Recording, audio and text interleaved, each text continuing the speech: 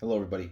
Thank you very much. I very much appreciate you watching. I am Orlando Ruiz Jr. Welcome to another classic movie review. Right now, getting into another childhood classic, old favorite of the 80s. This one from 1986. This is a movie from director Peter Faiman. I don't know that many films from this director, but he did direct another one of my favorite early 90s comedies from 91 starring Ed O'Neill, Dutch. And that's a movie that I have to watch around every Thanksgiving. I think I'll do a video on that this upcoming November. That'll be fun. But yeah, right now, as I said, this one from 86. This was one of the top big box office movies of that year, beating out Platoon. This was the number 2 box office hit of 86.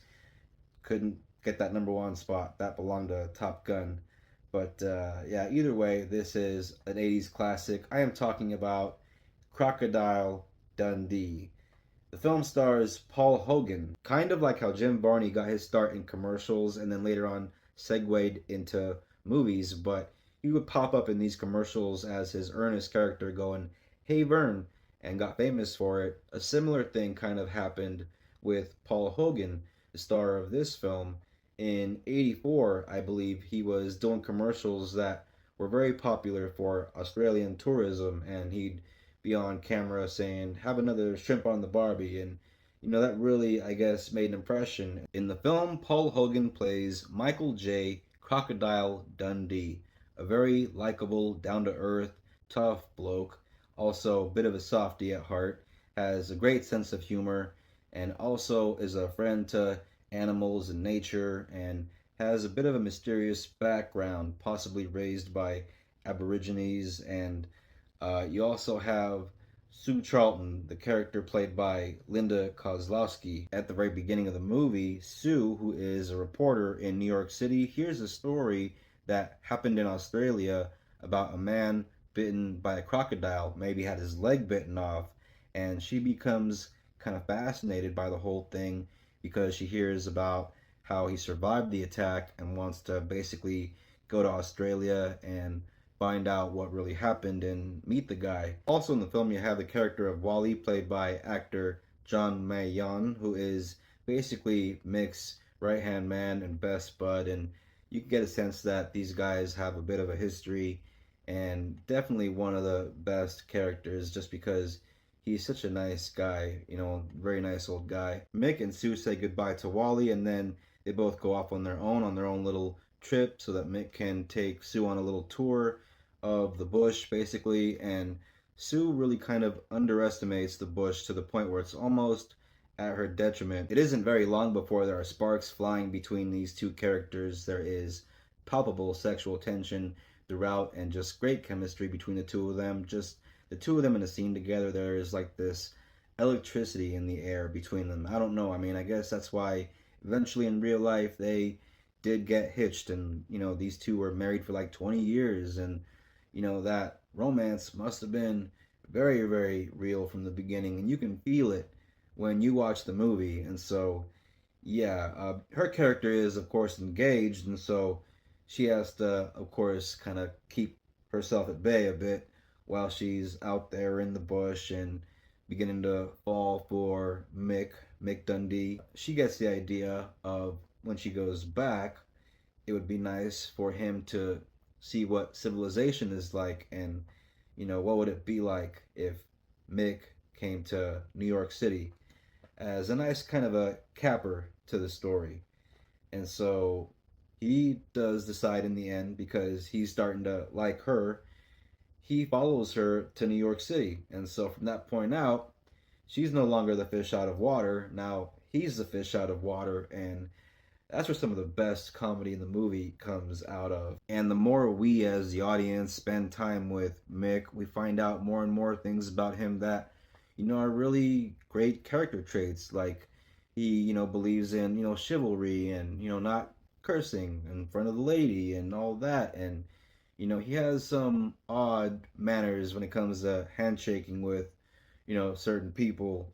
You got to watch the movie to know what I'm talking about, but it's the kind of scene where I, wonder if they could pull this off nowadays, given you know politics and all that, in movies and everything, and gender politics. But still, it's the '80s, and so it gets away with it because it's very well directed. And Paul Hogan is hilarious in this scene where he goes to shake the hand of a tranny person and instead reaches for the old crotch. You got to watch the movie to understand the context of that. I'm not doing it justice. I don't really think I should explain it too much because then, a good joke you don't want to over explain. So yeah, I'll just watch the movie and you'll see what I mean. But yeah, Mick has a run in with some prostitutes and also some pimps. So it's that kind of classic New York trope kind of thing. New York has prostitutes and pimps, especially in the '80s. Uh, Also, the muggers, and that's a classic scene with the muggers, Mick and Sue walking around, and it's been spoofed to death, and all kinds of TV shows and other things. But yeah, the old "that's not a knife, that's a knife." Still one of the best, one of the most memorable scenes of 1980s movies. And I'm also a very big fan of the bit where at the party that he's at, when he goes to a party with Sue, there's a guy doing coke and he mistakes this guy for being sick, and he takes the coke and puts it in a pot of boiling water and puts the guy's face over it with a towel and tells him to just under the towel, just breathe it in like he's breathing in like Vicks vapor rub. And that is also great. Mick, very kind of earnest, very sincere, innocent guy. Didn't know about that stuff, but that's what makes it so great. That's what makes his character so lovable. And there have been many great movie couples throughout the years on the screen. Throughout the decades, you've had Sandy and Danny. You've had Jack and Rose, Rick and Elsa, uh, Baby and Johnny, or uh, I don't know, Tony and Pepper. But for me, one of my personal on screen favorite movie couples of all time, hands down, Sue and Mick. This is one of those great movie couples that for me will always live on as one of the great on screen romances. And it's all about that ending. And if you've seen the movie, you know what I'm talking about. It's one of those great romantic comedy movie endings that just kind of stays with you and makes you feel good. And after the movie, you're happy about life. You're happy about life and love, and I think that's what a great romantic comedy should do. As the character of Sue Charlton, Linda Kozlowski did a great job in this part. Very memorable for this role. Haven't seen her in anything else besides these movies, but she'll always be a part of 1980s cinema and '80s comedies in my mind's eye, as far as I'm concerned, because this was one of those movies where, as a little version of me in the '80s growing up and, early '90s watching this, that scene where she's in that quite revealing bathing suit, she's getting close to the lake and, getting her little canteen up to the water and everything. Yeah, what can I say? It helped little young me grow up a bit, put a little bit of hair on my chest, if you know what I mean. And so, yeah, definitely one of those memorable 1980s moments for any young lad.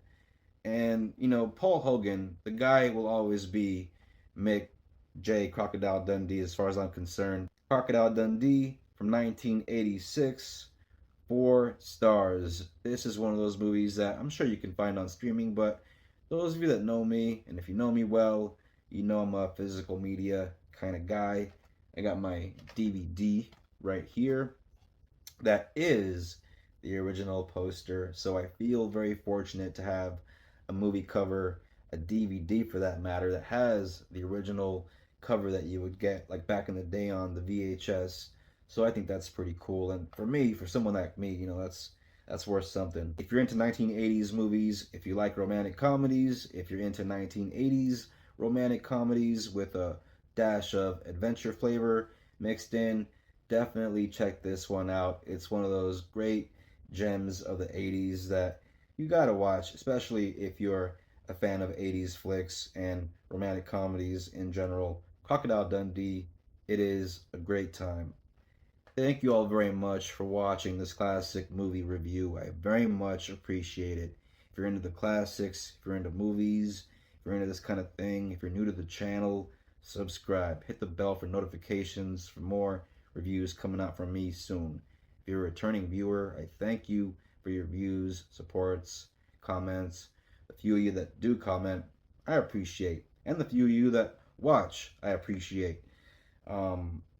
I'm not getting monetized anytime soon for this channel. Not enough people are watching, but I do this because I just love to do this. I like to get in here and, sweat my butt off a little bit and just talk movies because if I don't do this, then I'm going to do this out there with the fam and they don't want to hear it. They're sick of it.